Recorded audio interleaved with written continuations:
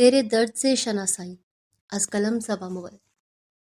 تنویر نے حرین سے کہا کہ بس ایک لفظ اور نہیں، تم جیسی کن ذہن کیا پڑھے گی، اور آرٹس وغیرہ پڑھ کر کون سے تیر تم نے مار لینے ہیں، اور مجھے تم سے جاب بھی نہیں کروانی، سمجھی؟ اس لیے چپ چاپ گھر سنبھالو اور اس قابل خود کو بناؤ کہ مجھے لگے کہ تم سے میں اپنی نسل بھی آگے بڑھا سکوں، ورنہ جو کارنامے تمہارے ہیں اس کے بعد تو تمہیں بیوی تو دور کی بات، ملازمہ بھی نہ رکھوں میں۔ پر میری مجبوری دیکھو جو تمہیں بیوی کے روپ میں برداشت کر رہا ہوں۔ اس کی بات پر گنگ رہ گئی، وہ اس کی نسوانیت کی اس قدر توہین کرے گا یہ تو اس کے وہم اور گمان میں بھی نہ تھا۔ قربت میں دیا درد اپنی جگہ پر لفظوں کی مار تو قیامت خیز تھی، وہ اس کی عزت نفس کی دھجیاں بری طرح بکھیر چکا تھا۔ وہ آنکھوں میں اور چہرے پر درد بھری کیفیت لے اسے دیکھتی رہ گئی۔ اب میرا منہ کیا دیکھ رہی ہو، دفعہ ہو جاؤ میرے سامنے سے، وہ نفرت آمیز لہجے میں کہتا دوبارہ لیپ ٹاپ پر مصروف ہو گیا۔ وہ اذیت کا ایک اور تیر اس کے دل میں پیوست کر گیا اور وہ تڑپتی ہی رہ گئی۔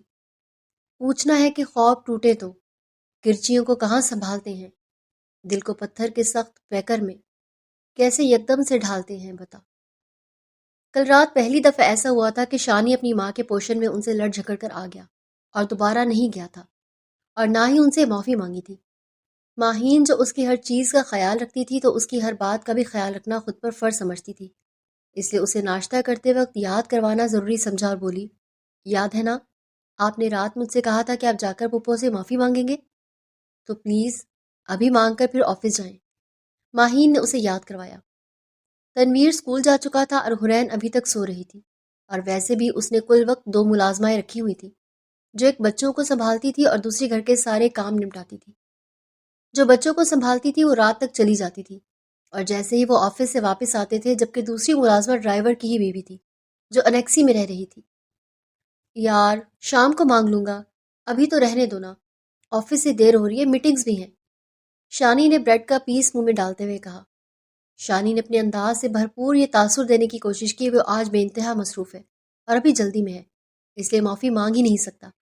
ماہین کو عجیب لگا اس کا یہ انداز، کیونکہ آج تک ایسا نہیں ہوا کہ ماہین کہے اور ذیشان وہ بات ٹال جائے، ایسا ہو ہی نہیں سکتا، اور آج وہ ایسا کر رہا تھا تو کوئی وجہ ہی تھی، ورنہ ماہی جس وقت جو بات کے لیے کہہ دے شانی اسی وقت ہی کرنے کا قائل تھا، وہ کبھی اس کی کہی ٹال ہی نہیں سکتا تھا۔ نہیں شانی، آپ بھول جائیں گے، ماہین نے ایک اور کوشش کرتے ہوئے کہا۔ یار میں نہیں بھولتا، بے فکر ہو جاؤ۔ اب کہ شانی نے اپنی توجہ موبائل کی طرف مرکوز کر دی، جس سے واقعی وہ بہت مصروف ہو، اور ساتھ ہی ساتھ دوسرے ہاتھ سے چائے کا کپ ہونٹوں سے لگایا، وہ اس سے نظریں چرا رہا تھا۔ ماہی نے اچھی طرح سمجھا اس کا یہ انداز، اپنے محبوب کے ہر ایک انداز اور اطوار سے وہ اچھی طرح واقف تھی۔ اس کا مطلب آپ مجھے ٹال رہے ہیں شانی، ادھر دیکھ کر کہیں کہ آپ مجھے ٹال رہے ہیں نا؟ ماہین اس کا چہرہ تھام کر اس کا رخ اپنی طرف کر گئی، اور دوسرے ہاتھ سے موبائل اس کے ہاتھ سے چھین کر ٹیبل پر رکھتے ہوئے اس کی آنکھوں میں آنکھیں ڈال کر جتاتے ہوئے بولی تھی۔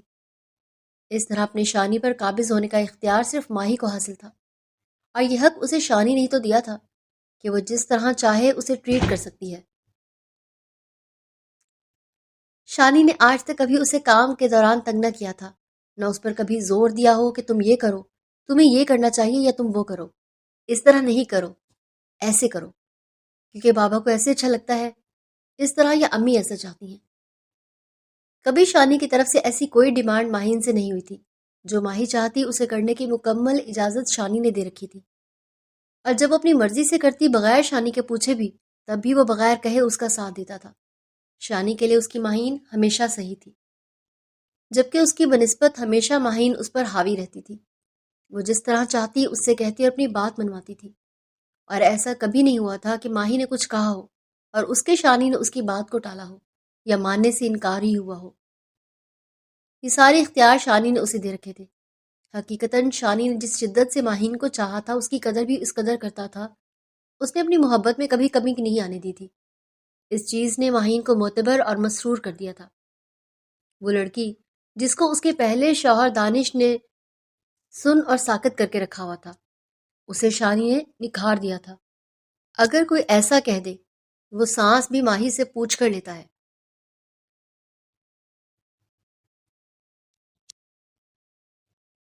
تو شانی ضرور کہتا کہ بالکل ایسا ہی ہے، وہ سانس بھی اس کی مرضی سے لینے میں اپنی شان تصور کرتا تھا۔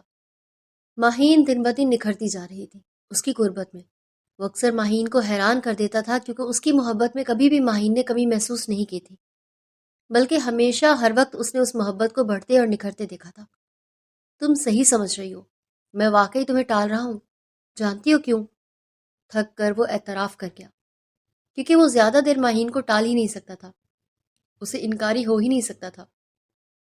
اسے انکار کر کے اپنے آپ کی نفی کرنا شانی کو گوارا نہ تھا، اسی لیے اعتراف کر گیا کہ جو وہ سمجھ رہی ہے وہی سچ ہے، وہ اسے ٹال ہی تو رہا تھا۔ کیوں؟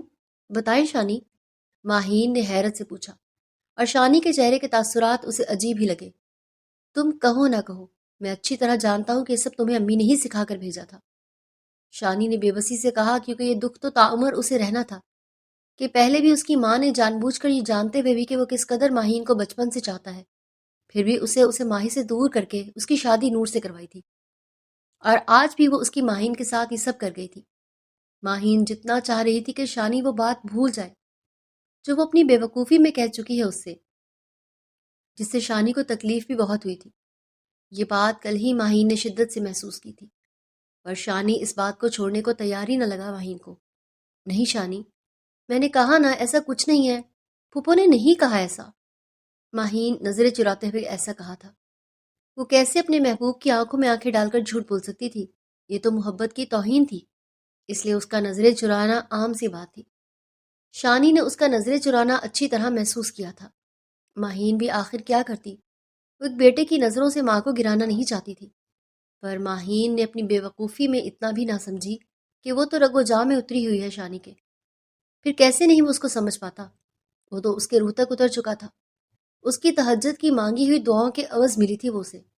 اس کے ایک ایک قدم کی اٹھان سمجھتا تھا، اس کی چلتی سانسوں کا حساب رکھتا تھا، تو اس کی روح کا حصہ تھی۔ وہ تو اس کی پلک کی جھپک بھی محسوس کر لیتا جو کسی فکر میں جھپکی گئی ہو، اس سے الگ ہی کب تھی۔ جو ماہین نے کہا تھا وہ کوئی چھوٹی بات تو نہیں تھی جسے وہ اتنی آسانی سے چھوڑ دیتا۔ ماہین، پہلے سچ مان لو تم کہ یہ سب ماں نے ہی کیا ہے، تو میں ضرور سوچ سکتا ہوں کہ ماں سے معافی مانگ لوں، ورنہ کسی صورت نہیں مانگوں گا جب تک تم مجھے اس بات کی تسلی نہیں کرواؤ گی کہ سب تم سے کس نے کہا، اور تمہارے ذہن میں یہ خرافات کہاں سے آئی تھی۔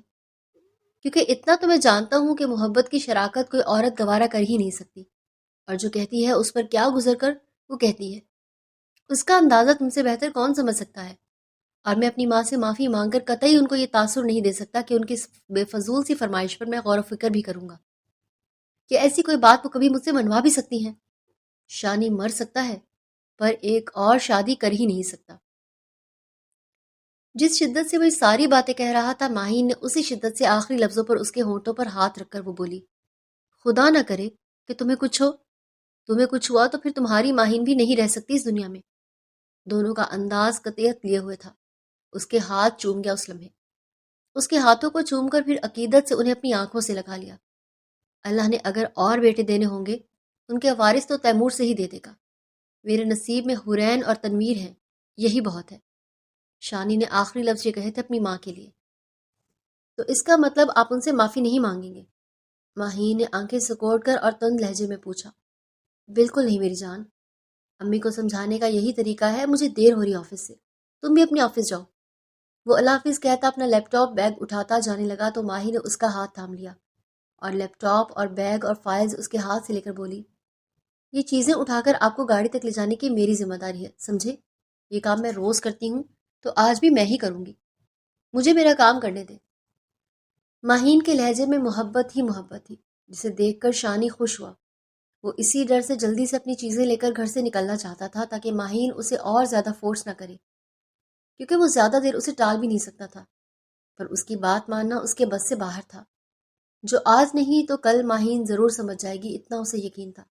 اس کے انداز سے اچھی طرح سمجھ چکی تھی کہ وہ نہیں بات کرے گا پھپھو سے، اور نہ ہی اپنے رویے کی معافی مانگے گا۔ اب وہ اس پر کوئی زور بھی نہیں ڈالنا چاہتی تھی، کیونکہ شاید وہ اپنی جگہ صحیح تھا۔ ماہین کو تو ایسا ہی لگا، کیونکہ اپنی طرف سے تو اس نے پھپھو کے لیے اس کا دل صاف کرنے کی بھرپور کوشش کی، پر وہ کیا کرتی جب وہ خود اپنے دل میں اپنی ماں کے لیے کدورت لے کر بیٹھ گیا تھا، جو ایک حقیقت بھی تھی، کیونکہ وہی کئی دنوں سے ماہین کو قائل کرنے کی کوشش کر رہی تھی کہ وہ شانی کو ایک اور شادی کے لیے منا لے بیٹے کے لیے۔ پھپھو نے کچھ ایسے انداز سے اس کے ذہن میں یہ سب باتیں ڈالی تھیں کہ ماہین جیسی عقلمند بھی ان کی باتوں میں آ گئی۔ اپنے شوہر کا دل دکھا گئی یہ سب کہہ کر۔ وہ اپنی شوہر کا دن خراب کرنا نہیں چاہتی تھی، اس لیے خوشی خوشی اسے دروازے تک چھوڑ کر اور آیت الکرسی کا ورد کر کے اللہ کے امان میں اسے آفس بھیجا۔ اور شانی بھی بے انتہا خوش تھا، کیونکہ وہ ماہین کو ناراض کر کے پورا دن اسے پریشان ہی رکھتا تھا، پر وہ پرسکون ہو کر آفس جا رہا تھا۔ شائستہ بیگم اور سحر ساتھ ہی آئی تھی ماہین اور ذیشان کے پوشن میں۔ بچے ساتھ کھیل رہے تھے۔ سحر نے ٹرے ٹیبل پر رکھتے ہوئے کہا، یہ آپ لوگوں کے لیے ہے ماہین بھابھی۔ تھینک یو سحر، تیمور نہیں آیا؟ ماہین نے نرمی سے پوچھا۔ سحر سے اس کے شوہر کے متعلق۔ بھابھی وہ آرام میں ہے، بینک سے تھکے آئے تھے۔ آپ تو جانتی ہیں ان کے بینک کی جاب ٹف ہے، کام زیادہ لیتے ہیں جبکہ تنخواہ تو بس گزارے لائق ہے۔ سحر کے لہجے میں محسوس کیا جانے والا دکھ بول رہا تھا۔ سحر ماہین کے بجائے ذیشان کو دیکھ رہی تھی، جو بلیک ٹراؤزر اور بلیک ٹی شرٹ میں اپنے گیلے بالوں میں انگلیاں چلا رہا تھا۔ پانی کی بوندیں اس کے سفید چہرے سے ہوتے گردن تک آ رہی تھی۔ اس کا یہ رف ٹف حلیہ بھی اس کی خوبصورتی میں اضافہ کر رہا تھا۔ اس کا یہ انداز سحر کو نہ چاہتے ہوئے متوجہ کر رہا تھا۔ وہ اکثر دل ہی دل میں اعتراف کرتی کہ وہ اپنے سب بہن بھائیوں میں سب سے زیادہ خوبصورت اور ہینڈسم ہے۔ بینک کی جاب نے تیمور کو وقت سے پہلے ہی ایسا بنا دیا تھا کہ اپنے بڑے بھائی سے بھی بڑا لگتا تھا، کیونکہ سارا دن کرسی پہ بیٹھے رہنا اور کھانا وغیرہ کھانا اور زیادہ سگریٹ نوشی کی وجہ سے اس کا وزن بھی بڑا ہوا تھا اور ہونٹ بھی کالے پڑ گئے تھے، اور تیمور دن بدن اپنا حسن کھوتا جا رہا تھا۔ ذیشان کی فٹ باڈی تھی، جبکہ دوسری طرف تیمور کی توند تک نکل آئی تھی، جس پر اکثر سحر اسے باتیں سنا دیتی تھی کہ کیوں نہیں وہ خود کو مینٹین رکھتا، اور جو ہر بار یہی کہتا کہ اس ٹف روٹین کے بعد کہاں ٹائم ملتا ہے کچھ جاگنگ کر لوں یا پھر واک ہی کر لوں رات کے وقت یا جم جا سکوں۔ اب بیٹھے بیٹھے کھانے سے تو اسمارٹ سے اسمارٹ بندہ بھی وزن پکڑ لیتا ہے۔ یہی وجہ تھی کہ اکثر وہ ذیشان اور تیمور کا آنکھوں ہی آنکھوں میں مقابلہ کرتی رہتی تھی، جس میں ہمیشہ ذیشان ہی بازی جیت جاتا تھا۔ دوسری طرف جتنا وہ ماہین کو دیکھتی کہ نہ وہ خود کو اتنا فٹ رکھنے پر فکر مند نظر آتی ہے اور نہ ہی اسے سجنے سنورنے میں کوئی دلچسپی تھی، وہ گندمی رنگت اور تھوڑے بھرے بھرے جسم کے ساتھ ماہین اسے بدصورت عورت ہی لگتی تھی۔ اسے سمجھ ہی نہیں آتا تھا کہ آخر یہ وجیح مرد کیوں ایسی عورت کے چہرے کے اتار چڑھاؤ کے حساب سے چلتا ہے، اور دوسری طرف ماہین کے نارمل رویے پر حیرت ہوتی سحر کو، اور وہ کڑ کر سوچتی ایسے مرد کے تو آگے پیچھے پھرتے ہوئے ہی عورت اچھی لگتی ہے، پاؤں دھو کر پیے تو بھی کم ہے جس قدر یہ مرد اس کا خیال کرتا ہے۔ اور دیکھو کتنی بے فکری ہے ماہین بھابھی، کبھی اسے ذیشان بھائی کے آگے پیچھے پھرتے نہیں دیکھا، جبکہ خود ان کے اپنے پیچھے لگائے رکھا ہے۔ صحیح کہہ رہی ہو تم، ماہین نے کہا۔ اب وہ کیا کہتی کہ کتنی دفعہ تیمور کو اس نے اور ذیشان نے کتنی آفرز کی ہیں، پر وہ اپنی جاب سے مطمئن تھا، جانے کہ وہ اپنے بھائی اور بھابھی سے اوائڈ کرنے لگا تھا۔ اس کے دل میں کیا تھا کسی کو پتہ نہیں تھا۔ ذیشان سحر کی پرسوچ نظریں خود پر مرکوز دیکھ کر پیٹھ اس کی طرف کر لی، کیونکہ اسے مناسب نہیں لگ رہا تھا اس کا یوں دیکھنا۔ سحر کی نظریں اکثر ذیشان کو انکمفرٹیبل کر دیا کرتی تھی۔ ذیشان میرے پاس بیٹھو نا، میں تمہارے لیے کھیر بنا کر آئی ہوں، اپنے ہاتھوں سے کھلاؤں؟ شائستہ بیگم نے کہا اور اس کا ہاتھ تھام کر بولی، جی امی۔ وہ کرسی کو دھکیل کر کچھ اس طرح پوزیشن بنا دی کہ شائستہ بیگم کے سامنے ہو کر بیٹھ گیا، جبکہ سحر کی طرف اس کی پیٹھ ہو گئی۔ ماہین نے ذیشان کی فکر کو شدت سے محسوس کیا تھا۔ وہ کھیر نکالنے لگی تو ذیشان نے کہا، امی ابھی نہیں، میں رات کو سونے سے پہلے کھاؤں گا، ابھی کھانا کھا کر بیٹھا ہوں۔ وہ نرمی سے ان کے ہاتھ تھام کر بولا، جیسے تمہاری مرضی۔ شائستہ نے اداسی سے کہا۔ وہ بغور اپنے بیٹے کو دیکھ کر دوبارہ بولی، بہت بدل گئے ہو تم ذیشان، پہلے تو تمہارا دن نہیں گزرتا تھا جب تک تم مجھے ایک دفعہ مل نہیں لیتے تھے، یہ کال پر بات نہ کرو، اور اب تم نے 2 دن سے میرے بغیر گزار لیے، ماں کا احساس نہیں ہے تم کو؟ شائستہ بیگم کے لہجے میں دکھ بول رہا تھا۔ سوری امی، میں ناراض تھا آپ سے، پھر بھی 1-2 دن رکھ کے مجھے آپ کے پاس ہی آنا تھا، ذیشان نے نرمی سے کہا۔ اب تو ناراضگی ختم کر لو، میں ہی تمہیں منانے آئی ہوں، شائستہ بیگم نے کہا۔ ہاں بالکل، ناراضگی ختم سمجھے، بس اس شرط پر کہ آئندہ اس بارے میں آپ یا بابا میں سے کوئی اس بارے میں بات نہیں کرے گا۔ اگلی مرتبہ کچھ کہوں گا نہیں، بس اپنی فیملی کو لے کر یہاں سے چلا جاؤں گا۔ ذیشان نے جس انداز میں یہ بات کہی تھی شاید بیگم دیکھتی ہی رہ گئی، ان کے دو ٹوک انداز کو، جبکہ حیران تو سحر بھی تھی، یہ سوچ کر کہ کیا کوئی مرد اس قدر اپنی بیوی کو چاہ بھی سکتا ہے۔ ٹھیک ہے۔ شائستہ بیگم کو ناگوار تو بہت گزرا، پر اس وقت وہ صبر سے کام لے گئی۔ کیونکہ ان کو یقین تھا کہ ایک وقت آئے گا وہ اپنے بیٹے کو منا ہی لیں گی۔ مشکل ہی صحیح پر ناممکن نہ لگا اپنی بات منوانا، جو ان کی نظر میں ایک جائز خواہش تھی۔ کچھ دیر میں ملازمہ ان کے لیے فریش جوس بنا کر لائی اور ساتھ میں ریفریشمنٹس۔ رات کے اس پہر انہوں نے باتیں کرتے ہوئے ڈرائی فروٹ سے انصاف کیا، کیونکہ کھانا تو سب نے کھایا ہوا تھا۔ پھر کافی دیر شائستہ بیگم اور ذیشان باتیں کرتے رہے، جبکہ ماہین اور سحر آپس میں باتیں کرنے لگ گئے۔ کئی دفعہ سحر کا توجہ انداز ماہین نے شدت سے محسوس کیا، پھر اسے کمپنی دینا ماہین کی مجبوری تھی، کیونکہ اس وقت میزبان ماہین ہی تھی۔ اگلے کئی دن پرسکون سے گزرے، ماہین اور ذیشان کے۔ پھر ایک شام شائستہ بیگم نے ذیشان سے گھر کی رینویشن کی بات کی، جس کے لیے وہ خوشی سے مان گیا۔ کچھ یاد آنے پر وہ تھوڑی دیر بعد بولی، بیٹا، سحر کی خواہش ہے کہ اس بار ان کا روم بھی رینویٹ ہو، اس لیے ان کا بھی کروانا ہے، شائستہ بیگم نے کہا یاد آنے پر۔ اور جس طرح چائے سرو کرتے ہوئے سحر اس کو دیکھ رہی تھی، بے ساختہ ذیشان نے کہا، امی، مجھے تو لگتا ہے اس کی ضرورت نہیں ہے، کیونکہ ابھی تو ان کی شادی کو 3 سال ہی بمشکل ہوئے ہیں۔ شادی کے وقت سارا روم ہم نے رینویٹ کروایا تھا، انٹیریئر والوں سے 3 سال پہلے۔ اتنی جلدی کیا ہے؟ فی الحال لاؤنج اور ڈرائنگ روم اور آپ لوگوں کا بیڈ روم کر دیتے ہیں، باقی تیمور اپنا خود کروا سکتا ہے، وہ کروا لے گا۔ ذیشان کے اس انداز پر شائستہ بیگم زیادہ انسسٹ نہ کر سکیں، جبکہ سحر دل محسوس کر بیٹھ گئی اندر جا کر، اور یہ سوچنے لگی کہ کیا تیمور کی اتنی اوقات ہے کہ اپنا روم ہی رینویٹ کروا لے؟ ایک بھائی اتنا امیر اور دوسرا اتنا کنگلا۔ وہ سوچ سوچ کر اپنے دل کے جلے پکوڑے پھوڑ رہی تھی۔ یا اللہ، اتنا بڑا گھر دیکھ کر میرے ماں باپ نے ہاں کی تھی، مجھے کیا پتا تھا کہ اتنا جلدی الگ ہو جائیں گے یہ دونوں بھائی۔ اب تو سوچ سوچ کر پیسے خرچ کرنے پڑتے ہیں، اور دوسری طرف یہ بوڑھے لوگ ہمارے ساتھ رہ رہے ہیں، جبکہ اپنے امیر بیٹے کو چھوڑ کر کتنے بے وقوف ہیں، جا کر ان کے ساتھ رہنا چاہیے ان کو۔ یہ بوجھ بھی ہمارے سر پر ہے۔ وہ غصے سے اس قدر تل ملا رہی تھی کہ بغیر سوچے اور سمجھے جو سوچ میں آ رہا تھا وہ سوچے جا رہی تھی۔ واقعی وہ انتہا کی ناشکری عورت تھی، جو اتنا بھی نہیں سمجھ رہی تھی کہ طاہر افندی اور شائستہ بیگم اس لیے ان کے ساتھ رہ رہے تھے تاکہ تیمور اور سحر کو اپنا گھر چلانے میں دقت نہ ہو، ورنہ کہاں بینک کی اتنی سیلری تھی جو وہ سکون سے گھر چلا سکیں۔ ان کے ساتھ ہونے سے ہی طاہر افندی بھی اپنے پیسے گھر میں لگاتے تھے، اور ساتھ ہی ساتھ ذیشان بھی کئی ذمہ داریاں اٹھائے ہوئے تھا بغیر کچھ جتاتے ہوئے، ورنہ کہاں یہ لگژری لائف وہ لوگ مینٹین کر سکتے تھے اس قدر مہنگائی کے دور میں۔ خاندان کا کوئی بھی موقع ہو تو ہر قسم کے لین دین کی ذمہ داری بھی ذیشان کے ذمہ تھی۔ وہ بغیر کہے پہنچ جاتا تھا ماں کے پاس اور پوچھتا تھا کہ اب کیا کرنا ہے۔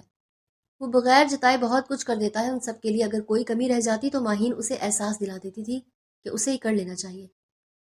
شہر کے اندر جانے کے لیے کافی دیر بعد ذیشان اپنی ماں کے ہاتھ تھام کر بولا، امی پلیز مجھے غلط مت سمجھے گا، پر پلیز آئندہ کبھی اس طرح تیمور کو اس کی بیوی کی نظروں میں کم نہ کرے۔ مجھ سے کہہ کر یہ کام کروانے سے میری تو عزت بڑھ جائے گی، میری بھابھی کی نظر پر میں ایک بیوی کی نظر میں شوہر کی عزت گھٹ ہی جائے گی۔ یہ ہم پر سوٹ نہیں کرتا کہ ہم ایک بیوی کی نظر میں شوہر کو کم کریں۔ یاد رکھیں یہ اس کے شوہر کا کام ہے، اور اچھا یہی ہوتا کہ وہ کروائے۔ میں تیمور کے اکاؤنٹ میں ہینڈسم اماؤنٹ ٹرانسفر کر دوں گا، اب اپنے طریقے سے تیمور کو سمجھا دیں۔ میں نہیں چاہتا کہ میرا اس سب میں نام آئے، اور جہاں تک سحر کی خواہش کی بات ہے، اس کا احترام کرنا مجھ پر کوئی فرض نہیں ہے، اس کے شوہر پر فرض ہے، تو بہتر یہی ہے کہ آئندہ آپ بھی مجھے ایسی کوئی بات کہہ کر شرمندہ نہیں کریں گی۔ ذیشان کے ہر انداز میں شرمندگی تھی، کیونکہ وہ شرمندہ ہو رہا تھا اپنی ماں کو انکار کر کے ان کی بہو کے سامنے۔ شائستہ بیگم کو اس پر بے انتہا پیار آیا، اپنے بیٹے کی معصومیت پر، اور ساتھ ہی ساتھ فخر محسوس ہوا اس کی سمجھ بوجھ پر۔ اس کی شرمندگی دور کرنے کے لیے شائستہ بیگم نے کہا، ذیشان مجھے خوشی ہے کہ تم نے مجھے احساس دلایا میری غلطی کا۔ واقعی میں نے غلط بات کہی تھی، اور آئندہ میں اس بات کا بالکل خیال رکھوں گی۔ میں سحر سے کہہ دوں گی کہ وہ اپنے شوہر سے بات کرے، اور تیمور کو سمجھا دوں گی کہ وہ تمہارا ذکر نہ کرے، سب تم نے کیا ہے۔ ذیشان پیار سے اپنی ماں کے ہاتھ چوم گیا، جو ہاتھ وہ اس کے منہ پر پھیر کر اپنی محبت کا احساس دے رہی تھی۔ ذیشان ان کا دل عزیز بیٹا تھا، جسے وہ سب سے زیادہ محبت کرتی تھی اپنے سب بچوں میں سے۔ جس طرح طاہر افندی دانش کو سب سے زیادہ پیار کرتے تھے، دانش کے مرنے کے بعد طاہر افندی کا وہ روب اور دبدبہ ختم ہو گیا جو دانش کی حیاتی میں تھا۔ تھینک یو امی، مجھے سمجھنے کے لیے۔ ذیشان محبت سے لبریز لہجے میں ماں سے بولا، اور ماں اپنے لاڈلے کے اس انداز کو دیکھتی رہ گئی۔ تھینک یو بھائی۔ تیمور اگلے دن شام میں آ کر سیدھا ذیشان کو سلام دعا کے بعد بولا تھا، تیمور تم میرے بھائی ہو، اس میں شکریہ کی کوئی بات نہیں یار، جب جس چیز کی ضرورت ہو بلا جھجک کہہ سکتے ہو، ذیشان نے دل سے کہا اپنے چھوٹے بھائی کو۔ تیمور کے چہرے پر خوشی دیکھنے کے لائق تھی۔ کچھ دیر بعد ادھر ادھر کی باتوں کے بعد تیمور نے کہا، بھائی ایک بات کہوں اگر آپ کو برا نہ لگے؟ یار کہو، ذیشان نے ریلیکس انداز میں کہا۔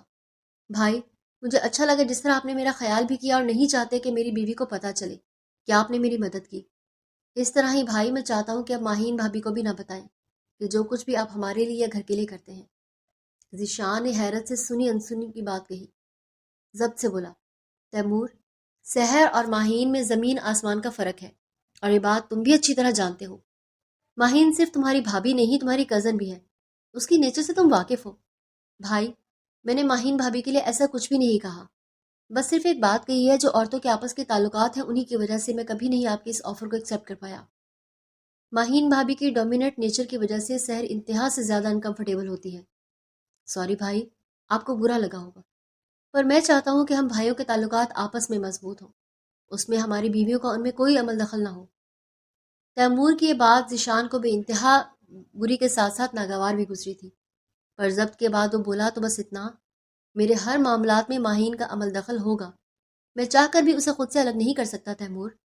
باقی اتنا کر سکتا ہوں کہ ہمیشہ پیار تمہیں چھوٹے بھائی کی طرح ہی کرتا رہوں گا، اور کوشش کروں گا کہ ایسی کوئی نوبت بھی نہ آئے۔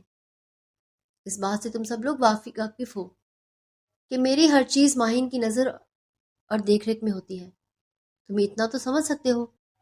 ماہین نے اپنے دل بوتے پر اپنے بزنس امپائر پر کھڑا کیا ہے، اس میں عام عورتوں والی بات نہیں ہے۔ ذیشان کے لہجے میں ماہین کے لیے فخر تھا، پر تیمور اپنی بیوی کے پڑھائی پٹیوں کی وجہ سے ایسی بات کہہ گیا۔ پر ذیشان کی کہی بات پر کتنا کچھ یاد آیا تیمور کو کہ ماہین بھابھی کا پروفیشنل انداز وہی تھی جس کی وجہ سے ان کا بھائی یہاں تک پہنچا تھا، ورنہ کس نے سوچا تھا کہ دانش سے زیادہ بھی کوئی اور اس گھر میں کما سکے گا۔ اسی وقت ملازمہ کے ساتھ ماہین آئی جو پیار سے ملی تیمور سے، اور سرو کرنے لگی چائے کے ساتھ کئی کھانے کے لوازمات بھی سرو کیے گئے۔ سب تمہارے پسند کی چیزیں ہیں تیمور، بھرپور انصاف کرنا ہے تم نے، سمجھے؟ ماہین نے پیار سے کہا، جس پر تیمور کے چہرے پر شرمندگی کے آثار تھے۔ اتنا کہہ کر وہ جانے لگی تو تیمور بولا، بھابھی آپ ہی بیٹھ جائیں، مل کر انصاف کرتے ہیں کھانے سے۔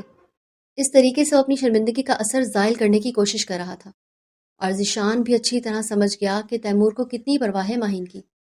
میں تو بیٹھ جاتی پر مجھے لگا کہ تم دونوں بھائی کوئی ضروری بات کر رہے ہو۔ میرا خیال ہے کہ بھائیوں کا بھی اپنا ایک وقت ہونا چاہیے نا، جس میں وہ صرف وہی ہوں اور کوئی ان کو ڈسٹرب نہ کرے۔ یہ سب کہتے ہوئے اس کے چہرے کے تاثرات نرمی لیے ہوئے تھے۔ تیمور نے بغور دیکھا، کوئی طنز کچھ بھی نہیں تھا اس کے چہرے پر، اور جانے کیوں اسے سحر کی کئی ہوئی باتیں غلط لگ رہی تھی جو وہ اکثر ماہین کے لیے کہتی نظر آتی تھی۔ نہیں بھابھی، آپ غیر نہیں ہیں، آپ بیٹھ جائیں ہمارے ساتھ، تیمور نے کہا، اور یوں ہی مل بیٹھ کر سنیکس کھائے ان لوگوں نے۔ ذیشان کا دل خوش ہو گیا۔ شب ہجراں کی اذیت کسی خبر کس کو ہے، میرے گمنام محبت کی خبر کس کو ہے۔ وہ خود کو جیسے تیسے سنبھال کر اس کے سامنے خود کو جوڑ گئی تھی، کیونکہ اس کے ٹوٹ کر بکھرنے سے تنویر کو کہاں فرق پڑا تھا، اس لیے خود جوڑ کر خود کو خاموشی سے مصروف کر لیا تھا۔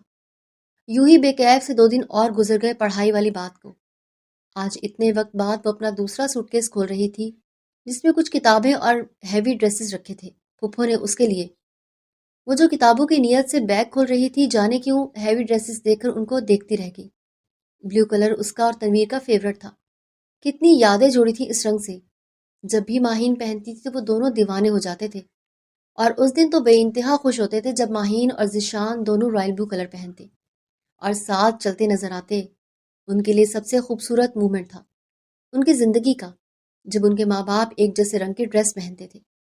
کتنی دیر وہ رائل بلو کلر کے ڈریس پر ہاتھ پھیرتی رہی، اپنے ماں باپ کو یاد کرتی رہی۔ جانے کیوں دل چاہا کہ آج بھی وہ یہ رنگ پہنے، اور یہی سوچ کر وہ اٹھ کر دل سے فریش ہو کر وہ ڈریس پہن گئی رائل بلو، پر سلور کام بہت خوبصورت لگ رہا تھا، اور اس کی سانولی رنگت پر یہ رنگ سوٹ کر رہا تھا۔ بے ساختہ خود کو شیشے میں دیکھ کر اس کے ہونٹوں پر مسکراہٹ آ گئی۔ جانے کتنے دنوں کے بعد وہ اس طرح مسکرائی تھی۔ اس کی آنکھوں میں اپنی ماں ماہین کا عکس اتر آیا، اور اپنے باپ کی بے قرار نظریں جو ان پر جم جایا کرتی تھی۔ خود کو دیکھ کر کیا کچھ یاد آ گیا، اور ہونٹوں پر بے ساختہ پھول کھل گئے، اور آنکھوں میں الوہی سی چمک آئی۔ اسی وقت تنویر بھی اس کے روم کے پاس سے گزرا، دروازہ کھلا ہونے کی وجہ سے وہ اندر کا منظر دیکھ سکتا تھا، اور اسے یوں ہنستا مسکراتا دیکھ کر اور اس طرح کی ڈریس میں دیکھ کر طنزیہ ہنسی ہونٹوں پر لا کر وہ بولا، تو پھر یہی ارادے ہیں تمہارے؟ پہلے مجھے یوں رجھا کر اپنی بات منواؤ گی، پھر پڑھائی کی آڑ میں مردوں کی ستائش بھری نظروں سے داد وصول کر کے اپنے نفس کی تسکین کرو گی؟ ہاں، بہت شوق ہے تم کو خود کی نمائش کرنا، مزہ آتا ہے، دل کو تسکین ملتی ہوگی اس سے، ہے نا؟ ایسا ہی ہے نا؟ اس کا بازو دبوچ کر غراتا ہوا بولا تھا۔ وہ ہکا بکا ہو کر اسے دیکھتی رہ گئی، دکھ اور صدمے کی کیفیت میں۔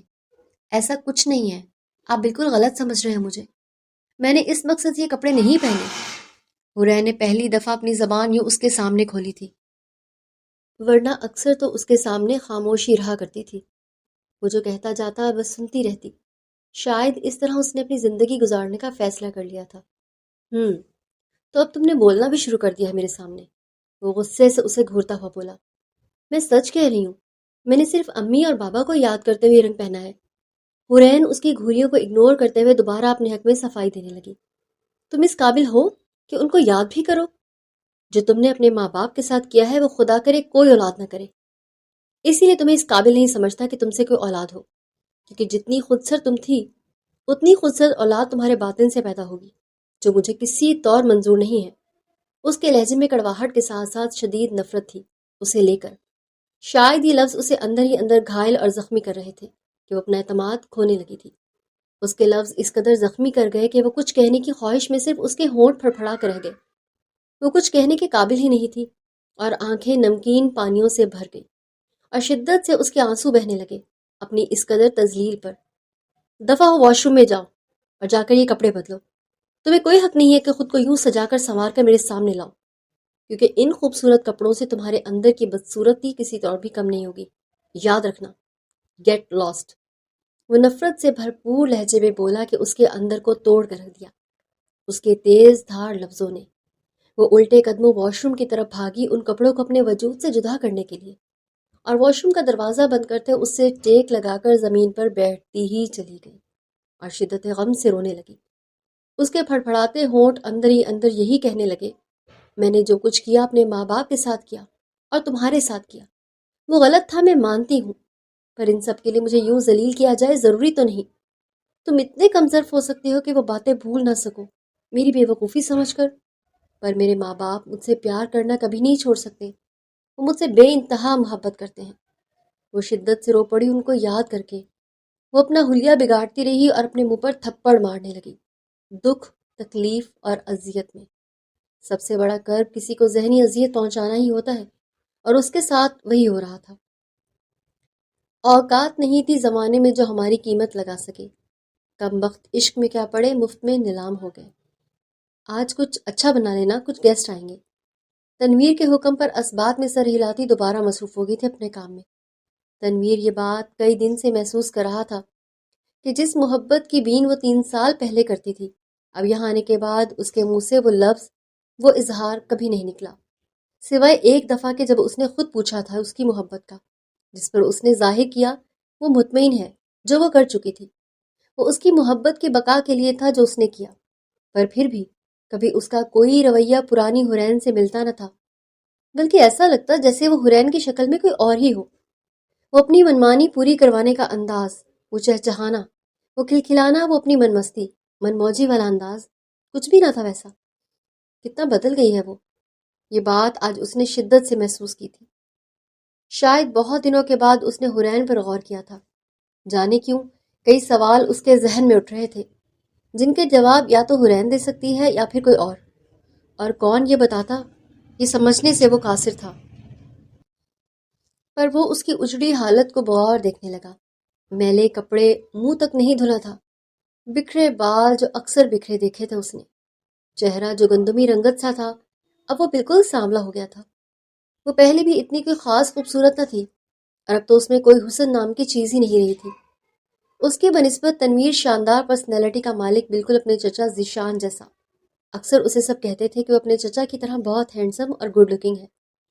وہ سرخ و سفید رنگت کا مالک تھا، اس کے گلابی ہونٹ لڑکیوں کو کمپلیکس کا شکار کر دیں، ایسا حسن تھا اس کا جیسے کوئی یونانی دیوتا کا گمان ہو۔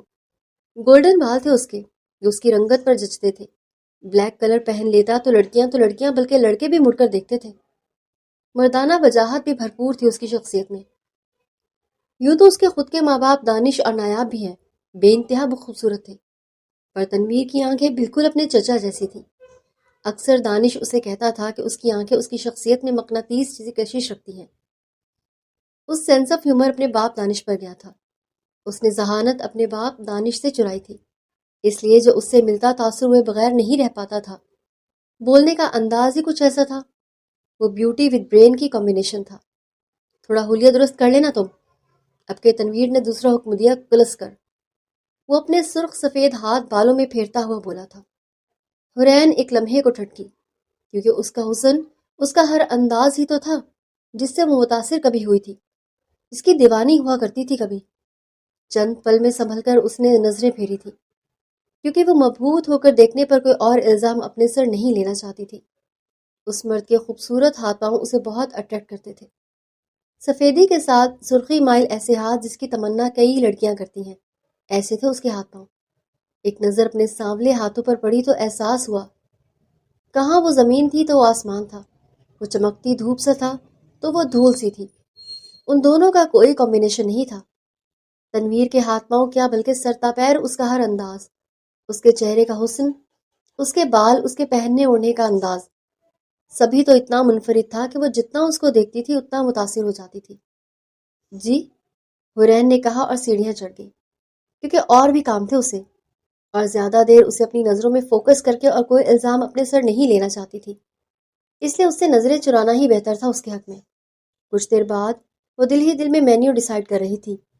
ذہن اس کا اسی متعلق سوچ رہا تھا. یوں بھی بہت کچھ فریج اور فریزر میں پڑا رہتا تھا. اچھی خاصی گروسری تنویر لے کر آیا کرتا تھا. تنویر اس وقت ایک گفٹ شاپ پر کھڑا تھا اور گفٹ لے رہا تھا. کسی کے لیے. اسے حیرت تھی کہ حرین نے ایک دفعہ بھی نہیں پوچھا کہ کتنے مہمان ہوں گے، کون ہوں گے. جب وہ نہیں پوچھ رہی تو وہ آخر کیوں اسے بتاتا؟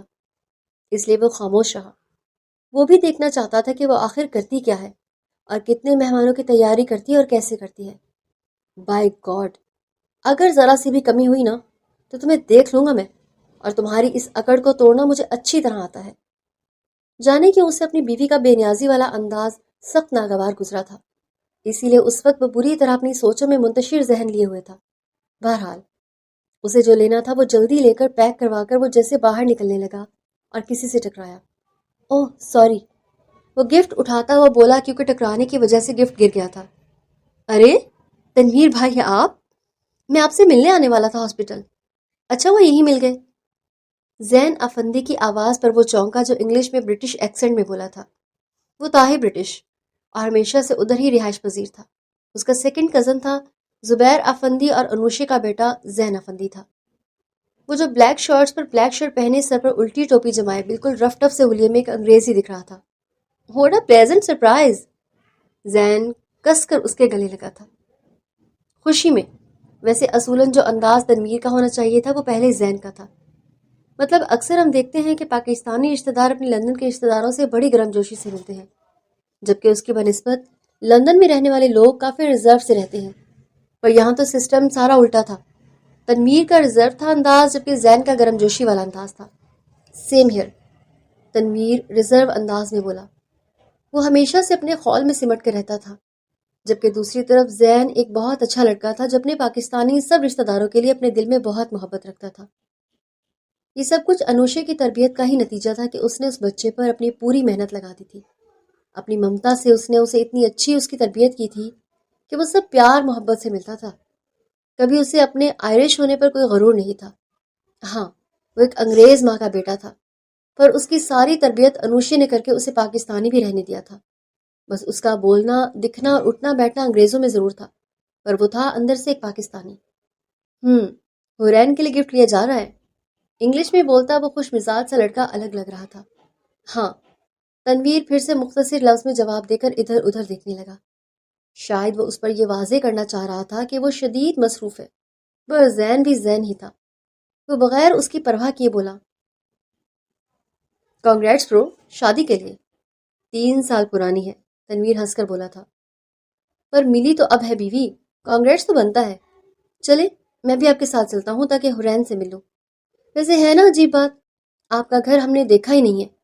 جب موقع ملتا ہے تو ہاسپٹل میں ملتے ہیں یا پھر آپ ہی ہمارے پاس آ جاتے ہیں، وہ بھی بڑی مشکلوں سے، موم کے اصرار کرنے پر. زین مزے سے بولا. اوہ، ابھی تو میں ہاسپٹل جا رہا ہوں، پھر کبھی میں لے کر آؤں گا حرین کو آپ کی طرف. ویسے انوشیا آنٹی آ گئی جرمنی سے؟ تنویر سکون سے جھوٹ بولتا ہوا اسے ٹالنا چاہ رہا تھا. وہ اس انداز میں تو حرین کو نہیں ملا سکتا تھا کسی ریلیٹو سے کہ ان کے رشتے کی سچائی سامنے والا سمجھ جائے. وہ کسی کے سامنے اس رشتے کی حقیقت ظاہر نہیں کرنا چاہتا تھا. اوکے برو، موم تو آ جائیں گی نیکسٹ ویک. اب تو ویسے بھی ہمارے یہاں زین بیٹر لک نیکسٹ ٹائم. چکر تو لگتا ہی رہے گا، تمہارے یہاں لگے گا اور تم لوگ کا بھی ہمارے یہاں. Better luck next time.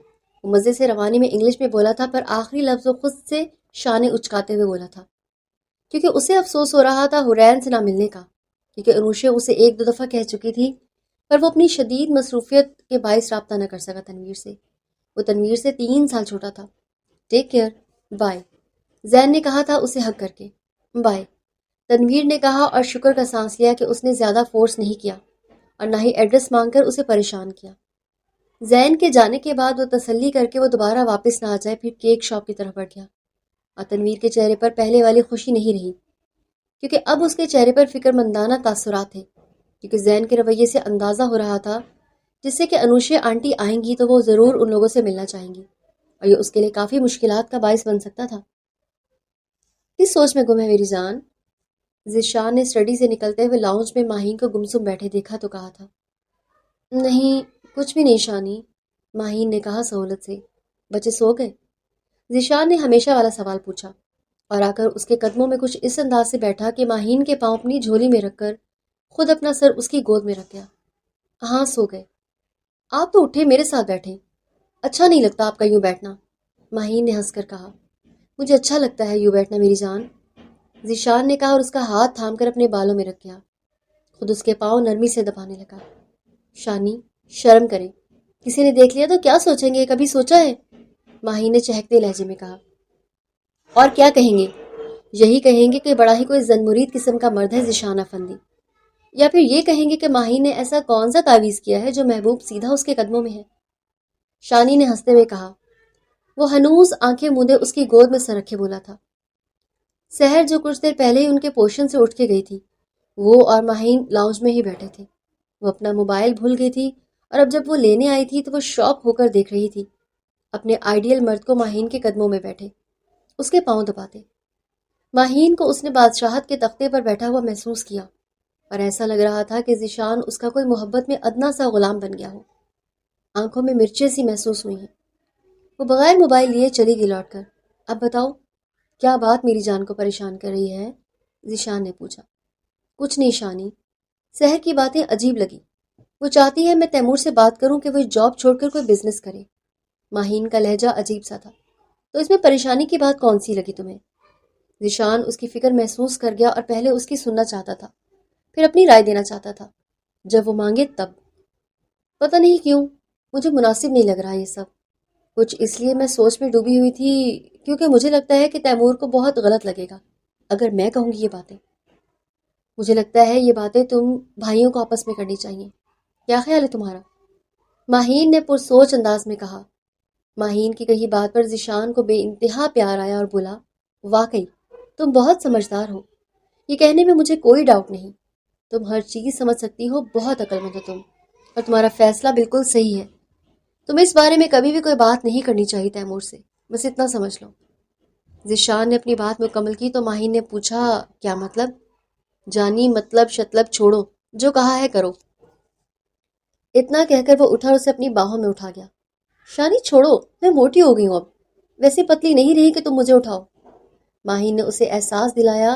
میری جان، میرے لیے دنیا کی سب سے سلیم عورت تم ہی ہوگی. وہ واقعی اسے مزے سے اٹھا کے اور بیڈ پر لٹا کر محبت کی گھٹا کی طرح چھاتا ہی چلا گیا اس پر. میں سوچ رہا ہوں کیوں نہ ہم اپنا پورشن رینویٹ کروا لیں ماہی، شانی نے پرسوچ انداز میں کہا.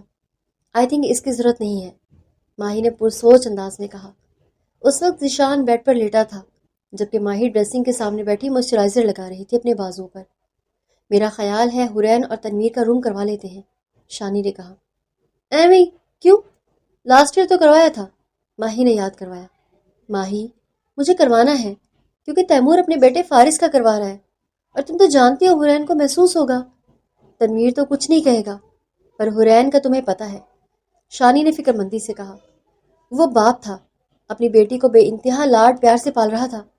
شانی، وہ بچی ہے، ماہی نے سمجھایا۔ ماہی، تم نہیں سمجھتی، مجھے پتہ ہے اپنی بیٹی کا، 2.5 سال کی ہے پر دماغ بڑے بچوں جیسا ہے، جو کچھ دیکھتی ہے وہ مانگ لیتی ہے، اور تم جانتی ہو مجھے میری نین سے کس قدر محبت ہے۔ شانی پیار سے حرین کو اکثر نین بھی کہتا تھا۔ یہ تو ہے، فارس کو کتنا تنگ کرتی ہے حرین، اور تنویر اسے پڑھنے کب دیتی ہے؟ آپ کی لاڈلی سارا دن اس کے کندھے پر بیٹھی ہوتی ہے، ماہی نے بھی اعتراف کیا۔ یہ تو ہے، بس میں تو رینویٹ کروا رہا ہوں، شانی نے فیصلہ کن لہجے میں کہا۔ شانی ہر معاملے میں ماہین کی رائے کو اہمیت دیتا، پر واحد حرین تھی جس کے معاملے وہ اپنے دل کی سننے کا قائل تھا۔ جو اس کا دل چاہتا ہے وہ کرتا، ان کے لیے بغیر یہ سوچے کہ ماہین کو اچھا لگے گا یا برا لگے گا۔ وہ اپنی بیٹی کے معاملے میں کسی کی نہیں سنتا تھا۔ بلا شبہ ماہین ایک بہترین ماں تھی، جس نے کبھی تنویر اور حرین میں فرق نہیں کیا۔ وہ ہمیشہ اس کی کوشش ہوتی اپنی بیٹی کی پرورش اسی طرز سے کرے جس طرز سے سعدیہ بیگم نے اس کی تھی، پر اس کے سارے ارمانوں پر ذیشان پانی پھیر دیتا اپنی منمانی کر کے، اور حرین تو تھی ہی اپنے باپ کی لاڈلی، بے انتہا لاڈلی۔ کچھ لمحوں کی خاموشی کے بعد شانی بولا، یار چھوڑو، آ کر میرے پاس بیٹھو، دور دور سے دیکھنے کا مزہ نہیں آ رہا۔ شانی نے محبت سے لبریز لہجے میں بولا۔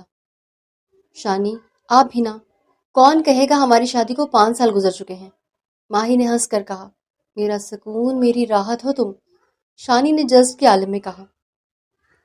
وہ اسے ڈریسنگ ٹیبل کے سٹول سے اٹھا کر بیڈ تک لایا، اسے خود سے لگا گیا۔ کتنے لمحے محبت کے وہ امر کرتے رہے، اپنے دل کی باتیں کر کے ایک دوسرے کو سکون پہنچاتے رہے۔ پھر 3 مہینوں کے اندر گھر کو خوبصورتی سے سجانے میں کامیاب ہوئے تھے۔ شائستہ بیگم نے اسی خوشی میں فیملی گیٹ ٹوگیدر رکھا تھا۔ ویسے بھی ریما اور دعا بھی اپنے بچوں کے ساتھ رہنے آئی تھی۔ وقت اور حالات اس قدر بدل چکے تھے کہ ریما اور ماہین بے انتہا قریب آ گئے تھے۔ اب کزن بھابھی سے بڑھ کر بہنیں ہو گئی تھیں دونوں ایک دوسرے کی بھابھی تھیں، پر لگتی نہیں تھیں، بلکہ بہنیں لگتی تھیں۔ اللہ نے ریما کو 2 بیٹوں سے نوازا تھا۔ ریما ہر بات میں اپنے بھائی بھابھی سے مشورہ کرتی، اور دوسری طرف ماہین بھی ان سے رائے لیتی اپنے معاملوں میں۔ ماہین کی دوسری نند دعا خاندان سے باہر شادی ہونے کی وجہ سے آفندیز سے دور ہو گئی تھی۔ وہ سوائے اپنے ماں باپ اور بھائی بہنوں کے کسی سے اتنا اٹیچ نہ رہی تھی، کیونکہ وہ لوگ خود لاہور میں رہ رہے تھے جبکہ زیادہ تر آفندیز کراچی میں تھے۔ اب دعا کے لیے کراچی جانا بچوں سمیت لگ بھگ مشکل ہی تھا، اس لیے وہ لاہور کی ہو کر رہ گئی تھی، جبکہ دوسری طرف ماہین کی بہن طیبہ اپنے شوہر بچوں سمیت آسٹریلیا شفٹ ہو چکی تھی۔ ماہین اور ذیشان نے دعوت میں ایک ساتھ قدم رکھا، کئی لوگوں نے پلٹ کر دیکھا اس کپل کو۔ ماہین نے شانی کی فرمائش پر آج ساڑی پہنی تھی، بلیک ساڑی میں وہ بہت پیاری لگ رہی تھی۔ ساتھ میں شانی نے بلیک کرتا پہن کر آیا تھا۔ وہ کمپلیٹ سے زیادہ شلوار قمیض یا کرتا پہننے میں کمفرٹیبل ہوتا، پر آفس کے لیے ماہین اسے ہمیشہ کمپلیٹ میں بھیجتی، جبکہ وہ خود چاہتا تھا کہ صرف آفس شرٹ اور پینٹ پہن کر جائے، پر ماہین کی بات ٹالنا اس کے بس سے باہر تھا۔ کچھ باہر کے لوگ بھی انوائٹڈ بھی تھے، اس میں دعا کی نند وغیرہ کے علاوہ سحر کی چھوٹی بہن بھی شامل تھی۔ سحر کی چھوٹی بہن سحرش کی نظریں ذیشان سے ہٹنے کو تیار ہی نہیں تھی۔ سحرش کا نکاح ہوا تھا 2 سال پہلے، پھر شوہر کے دبئی جانے کے بعد وہاں کی کسی عورت سے شادی کر لی، اس نے پھر سحرش کو طلاق بھیج دی۔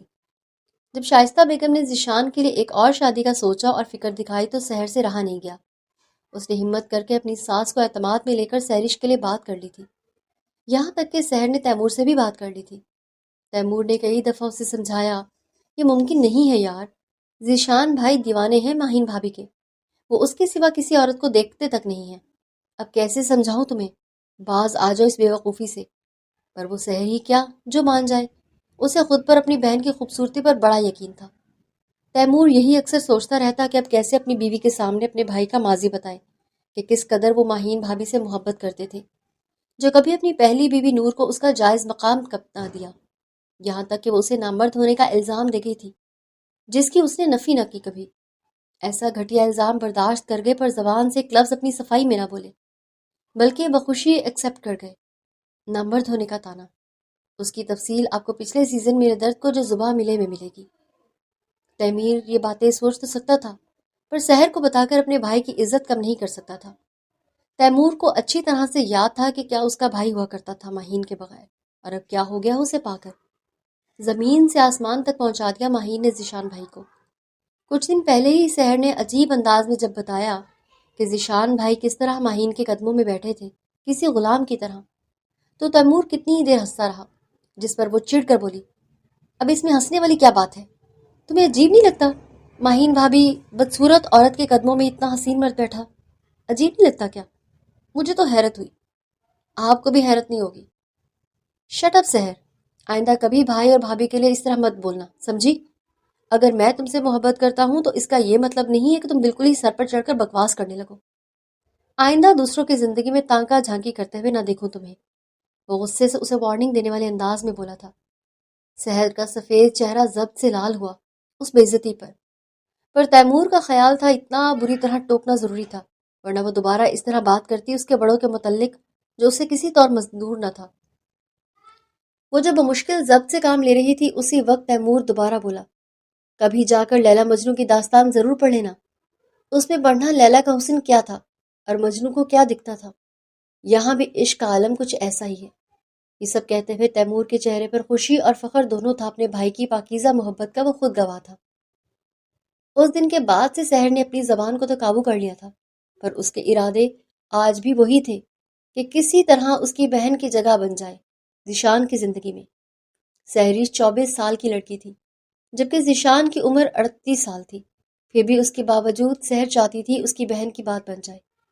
آج کی محفل میں سحریش کی آنکھوں کا مرکز ذیشان ہی ذیشان تھا۔ ماہین اکثر بہت سی لڑکیوں کو ذیشان کی طرف متوجہ دیکھتی، تب بھی خاص پرواہ نہ کرتی، جس پر اکثر جنید شاہ کہتا، اپنے میاں پر نظر رکھو، کہیں کوئی لے نہ اڑے، بہت لڑکیاں مرتی ہیں۔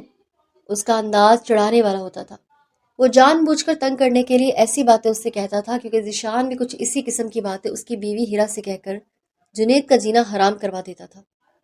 ہیرا ایک پوزیسو وائف تھی، اوپر سے شانی کا مذاق جنید شاہ کے لیے عذاب بن جاتا تھا، جبکہ دوسری طرف جنید شاہ چاہے جتنا ماہین کو بھڑکاتا ذیشان کے خلاف، اس پر نظر رکھو، پر ماہین کو ذرا فرق نہ پڑتا۔ اس کا یقین ذیشان پر دیکھ جنید ہار مان لیتا ان دونوں سے۔ کمال کی لو کیمسٹری تھی دونوں کی، وہ خوش بھی ہوتا ان کی محبت کے انداز پر۔ اچھا، تو پھر ہیرا بھابھی بھی نظر رکھتی ہیں تم پر؟ ماہین نے آئی برو اچکا کر پوچھا۔ ایسی ویسی نظر بہت کڑی رکھتی ہے، اب تو بندی اپنے جاسوسوں کا بخوبی استعمال کرنا بھی جانتی ہے۔ جنید کا انداز ڈرامائی اور مزاحیہ تھا، اور ماہین کے ہونٹوں پر بے ساختہ ہنسی رنگنے لگی تھی۔ اچھا، وہ کیسے؟ ماہین نے حیرت سے پوچھا۔ ابھی ماہین نے پوچھا اسی وقت جنید کی موبائل پر کال آئی۔ یہ دیکھ لو، جاسوس اپنے کام پر لگ چکے ہیں۔ موبائل کا رخ ماہین کی طرف گیا، جہاں پر پریزے پری کی ویڈیو کال آ رہی تھی۔ جنید کی تیسرے نمبر کی اولاد تھی پری سے۔ اب سب بچوں کی کال گھنٹے 2 گھنٹے کے گیپ سے آئے گی۔ وہ ویڈیو کال پر باپ کو چیک کریں گی کہ کہیں اور تو مصروف نہیں ان کا باپ۔ اسے کہتے ہیں بیوی کی ہوشیاری۔ جنید اسے مزے سے بتا رہا تھا۔ بساختہ ماہین کو ہنسی آ گئی، کیونکہ جس انداز میں جنید شاہ نے ہونٹ لٹکائے اور کال اٹھائی، دوسری طرف پریزے حق جتاتے ہوئے بولی، کہاں بزی تھے ڈیڈ جو اتنی لیٹ کال اٹھائی؟ میرا بیٹا بابا تمہاری ماہین چاچی کے پاس بیٹھا ہے آفس میں۔ پھر واقعی جنید نے اپنی بیٹی کی بات کروائی ماہین سے۔ کچھ دیر بعد کال بند ہوئی تو وہ بولی، تمہیں غصہ نہیں آتا ہیرا بھابھی پر؟ ماہین نے پوچھا، پر سوچ انداز میں۔ نہیں، بلکہ خوشی ہوتی ہے مجھے لے کر اتنی پوزیسو ہے۔ تم بھی ذیشان کا خیال کیا کرو، کہیں ادھر ادھر نہ بھٹک جائے۔ جنید نے پھر سے وہی بات کہی۔ وہ سیریس تھا یا مذاق کر رہا تھا، ماہین کو سمجھ ہی نہیں آیا۔ میری سوچ ذرا مختلف ہے جنید شاہ، اگر کسی سے شدید محبت کرو تو اسے آزاد چھوڑ دو، اگر بغیر بھٹکے لوٹ آئے تو تمہارا، اگر بھٹکنے کے بعد پلٹے تو؟ جنید نے بساختہ پوچھا۔ تو میرا کبھی تھا ہی نہیں۔ ماہین نے 2 ٹوک کہہ کر بات ہی ختم کر دی۔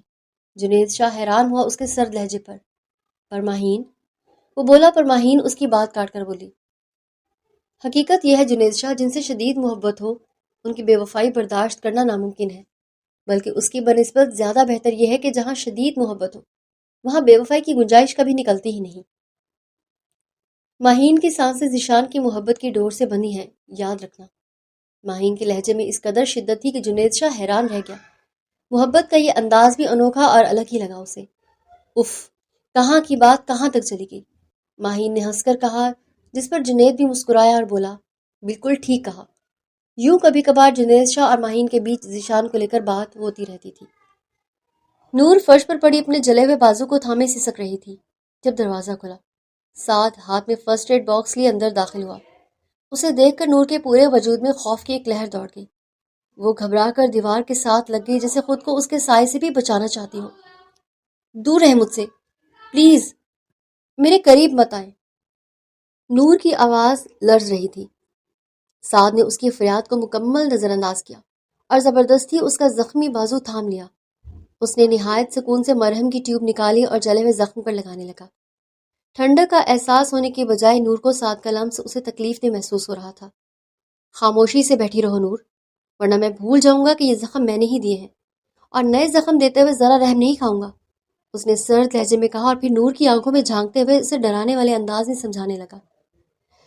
میری ماں دل کی مریضہ ہیں، انہیں نتاشا کا پتہ نہیں چلنا چاہیے۔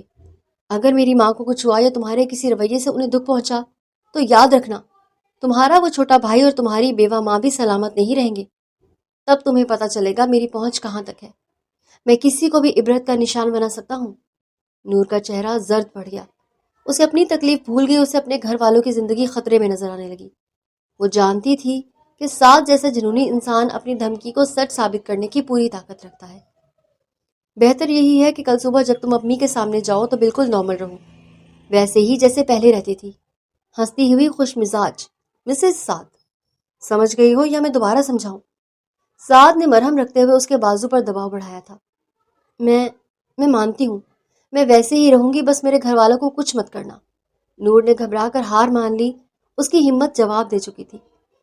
جب سعد اٹھ کر جانے لگا تو نور نے لرزتی آواز میں کہا، میں آپ کی ہر بات مانوں گی، پر ایک شرط ہے، آپ مجھے میری ماں سے ایک دفعہ ملنے کے لیے جانے دیں گے، صرف ایک بار۔ سعد کے قدم رکے، اس نے پلٹ کر نور کو دیکھا اور پھر پورے کمرے میں اس کا ایک طنزیہ کہا گونجا۔ وہ ہنستے ہنستے نور کے قریب آیا اور اس کی ٹھوڑی پکڑ کر اپنا چہرہ اس کے پاس لایا۔ شرط؟ نور سعد قریشی، شاید تمہیں ابھی اپنی حیثیت کا اندازہ نہیں ہوا۔ تم اس وقت اس پوزیشن میں نہیں ہو کہ مجھ سے شرطیں لگاؤ یا سودے بازی کرو۔ تم ایک قیدی ہو، اور قیدیوں کو صرف حکم ملتا ہے، رعایت نہیں۔ اس نے نور کا چہرہ جھٹک دیا اور فرسٹ ایڈ باکس اٹھا کر باہر نکل گیا۔ پیچھے نور کو اس کی بے بسی اور اندھیری رات کے رحم و کرم پر چھوڑ گیا۔ اسے اب سمجھ آ رہا تھا کہ اس کی زندگی کا یہ سمجھوتا اسے کس جہنم میں لے آیا ہے۔ کہانی ابھی جاری ہے۔